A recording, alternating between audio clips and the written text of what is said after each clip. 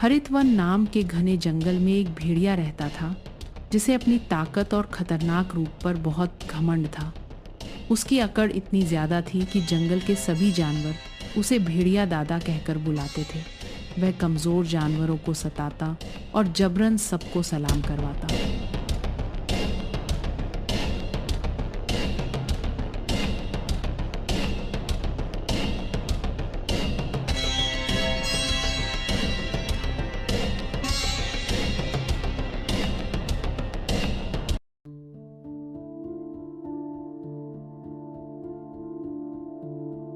अरे ओ मेमने के बच्चे, जल्दी सलाम मार, नहीं तो यहीं चीर दूंगा। डरे हुए मेमने ने कांपते हुए कहा, सलाम भेड़िया दादा। भेड़िया दादा गौरवान्वित होकर आगे बढ़ गए। तो जैसे उसे सलाम करवाना आदत ही बन गई। जो रास्ते में मिलता उससे सलाम करवाता। एक दिन रास्ते में उसकी भिड़ंत जंगल के राजा शेर सिंह से हो गई। क्यों बे, सलाम मारने के लिए तेरे हाथ टूट गए क्या? चल सलाम मार मुझे। भेड़िया, तुम अपनी हद में रहो। शायद तुम भूल रहे हो, तुम जंगल के राजा से बात कर रहे हो। मेरा एक आदेश तुमको जंगल के बाहर निकलवा सकता है, फिर तुम वहां पर किससे सलाम लगवाओगे? तुमने देखा नहीं, जंगल के सभी जानवर मुझको कितने सम्मान के साथ भेड़िया दादा कहकर पुकारते हैं। तुम भी यही कहकर पुकारा करो। तुम्हारा एक आदेश मुझको जंगल से बाहर निकलवाए या ना निकलवाए, लेकिन मेरा एक पंजा तुम्हारे शरीर से मांस को जरूर बाहर निकाल देगा। अगर तुमने मुझको सलाम नहीं किया तो सलाम मारो। जान बचाने के लिए शेर सिंह को झुककर कहना पड़ा, सलाम भेड़िया दादा। जब इस बात का पता उसके बचपन के दोस्त लोमड़ी को चला तो वह अपने भेड़िए दोस्त को समझाने के लिए उसके पास गया। यार भेड़िए, तू जंगल के जानवरों को इतना परेशान क्यों करता है? जंगल के सभी जानवर एक परिवार जैसे है। देख यार, स्कूल की बात कुछ और थी और यहाँ की कुछ और है। तू मुझको भेड़िया मत कहा कर, मुझको भेड़िया दादा कहा कर, समझा? और पूरे जंगल में ना अपनी इज्जत है, यहाँ तक कि जंगल का राजा भी मुझको सलाम करता है, समझा? कोई भी इज्जत नहीं करता तुम्हारी, बल्कि जंगल के जानवर डरते हैं तुमसे। मेरी बात मान और अब तू ये लड़ना झगड़ना बंद कर दे। इसमें कुछ भी नहीं रखा है, अपना ही नुकसान है, समझा तू?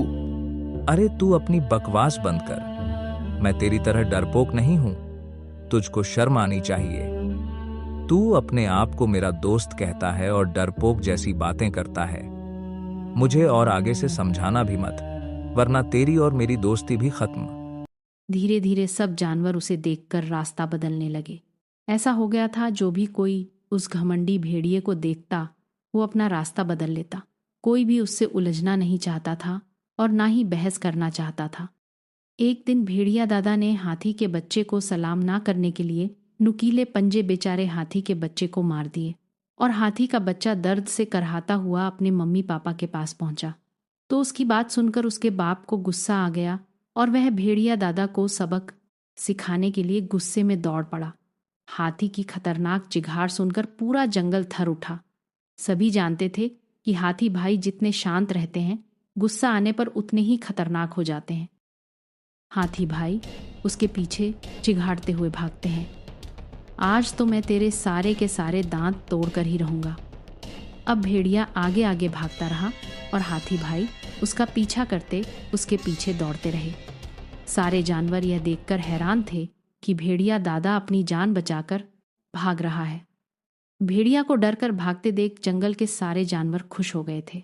अब भालू की समझ में आ गया था कि हाथी भाई अब उसको छोड़ने वाले नहीं हैं, वह उसका जबड़ा तोड़कर ही मानेंगे। हाथी भाई से बचने के लिए भेड़िया एक सकरी गुफा में घुस जाता है। गुफा के अंदर भेड़िया को उसके बचपन का दोस्त लोमड़ी मिलता है। भेड़िया लोमड़ी से अपनी जान बचाने के लिए हाथी दादा को समझाने के लिए कहता है, अगर तू आज से अपनी आदत बदल ले तो मैं हाथी भाई को समझा सकता हूं। अगर तुम अपनी आदत बदलने का वादा करो तो मैं कोशिश कर सकता हूं। वादा करता हूं, आज के बाद मैं किसी को भी तंग नहीं करूंगा, किसी को भी मैं सलाम करने को नहीं कहूंगा, उल्टा मैं हर किसी को सलाम मारूंगा। बस हाथी भाई मुझको जिंदा छोड़ दे। लोमड़ी हाथी भाई को समझाकर भेड़िया को बाहर ले आता है। भेड़िया हाथी भाई को शांत देखकर खुश हो जाता है और हाथी भाई से क्षमा मांगता है। रास्ते से एक कमजोर सा गधा जा रहा था। लोमड़ी को फिर से शरारत सूझने लगी और उसने कमजोर गधे को एक जोरदार लात जड़ दी। कमजोर गधा को लोमड़ी पर बहुत गुस्सा आया। लोमड़ी भाई, ये क्या बदतमीजी है? ऐसे किसी को परेशान करना अच्छी बात नहीं है। अरे मेरे भाई, मुझको थोड़ा तो मजाक कर लेने दो। अगर तुम्हारे मजाक से सच में कोई चोटिल हो गया तो लोमड़ी भाई तुम सुधर जाओ, वरना एक दिन ऐसा आएगा जंगल में कोई भी तुम्हारी मदद नहीं करेगा। इधर लोमड़ी की शरारतें लगातार बढ़ रही थीं। कभी किसी की पूंछ खींचती, कभी किसी को डरा देती। परेशान जानवरों ने भेड़िया दादा से शिकायत की। भेड़िया भी लोमड़ी से तंग आ गया था। वह सीधे राजा शेर सिंह के पास पहुंचा। लोमड़ी की शरारतें अब दिन व दिन बढ़ती जा रही हैं। वो पूरे जंगल के जानवरों को तंग करता है। अब बहुत हुआ, लकी की शरारतें अब सहन नहीं की जाएगी। अब मैं उसको नहीं छोड़ूंगा। उसकी सारी हदें पार हो चुकी हैं। शेर सिंह गुस्से में जंगल की ओर बढ़ गया और अपनी तेज चाल से लोमड़ी की तलाश करने लगा। लोमड़ी एक वृक्ष के नीचे आराम कर रहा था। उसकी आंखें बंद थीं और वह अपनी शरारतों पर हंस रहा था। तभी वहां से हाथी दादा गुजरे और लोमड़ी से बोले, अरे ओ लोमड़ी, जल्दी से उठ जाओ। जंगल का शेर तुमको तलाश कर रहा है और वो इस बार बहुत गुस्से में है। मुझे नहीं लगता कि वो इस बार तुमको जीवित छोड़ेगा। अगर शेर सिंह ने मुझको पकड़ लिया तो मेरा तो काम तमाम हो जाएगा। अचानक लोमड़ी की खोपड़ी में एक विचार आया और उसकी आंखों में चमक आ गई। इस जंगल में एक ऐसा तालाब है जहां पर कोई नहीं जाता। मैं वहीं पर जाकर छुप जाता हूं। नहीं लोमड़ी भाई, तुम वहां पर मत जाओ। महाराज शेर सिंह ने उस तालाब पर जाने की और उस तालाब का पानी पीने की सख्त मना कर रखी है। लेकिन लोमड़ी ने हाथी दादा की बात को अनसुना कर दिया और तेजी से तालाब की ओर भाग गया। वहां उसने जल्दी में गंदा सा पानी पी लिया। पानी पीते ही लोमड़ी की आंखें लाल हो गईं और उसके अंदर अजीब ताकत आ गई। वो जंगल लौटा और सीधा शेर सिंह से भिड़ गई।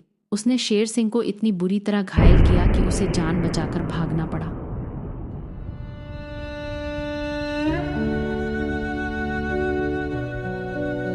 भेड़िया दादा और मंकी ने यह सब देखा तो दंग रह गए।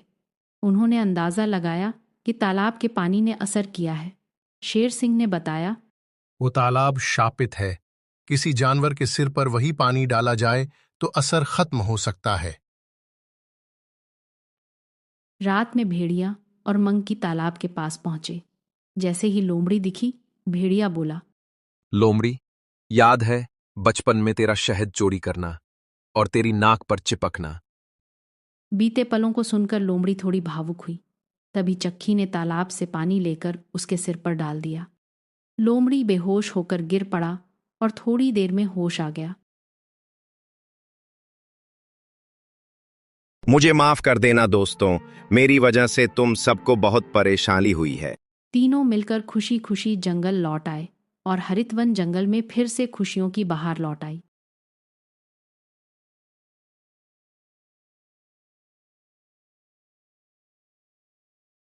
आपके प्यार और समर्थन से ही हम नई नई कहानियां और वीडियो बना पाते हैं, तो कृपया इस वीडियो को लाइक करें और चैनल को सब्सक्राइब करें। आपकी ये छोटी सी मदद हमारे लिए बहुत बड़ी ताकत है।